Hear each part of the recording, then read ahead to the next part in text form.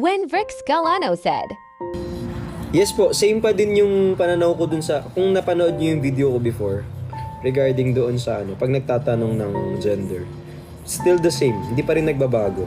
Kasi guys, ganito yan, medyo complicated kasi yung identity natin. And sometimes, we don't have to explain who we are. Kahit pa may following ka or hindi mo kailangan i-explain sa iba kung sino ka talaga. Kasi as long as you know yourself naman, kasi it's also a sign of respect na you don't have to explain to everyone kung sino ka talaga, kung ano yung gusto mo. Kasi it changes eh. May mga tao talaga na iba yung nararamdaman nila ngayon. So for example, there's a chance na straight ka ngayon, tas bukas you feel differently. That's true. That's okay. That's valid. But that doesn't mean you lie. Kasi magkaiba yun eh. We're people, we change. Lagi tayo nagbabago ng pananaw sa buhay. And that's okay.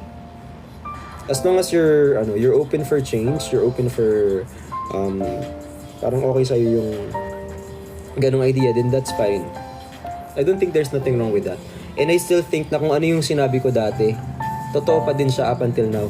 Kasi wala ka naman din karapatan or wala ka rin namang hindi naman nila utang na loob sa na i-explain kung sino ba talaga yung ano ka ba talaga, kasi let them share if they wanted to. If they don't, then respect their decision.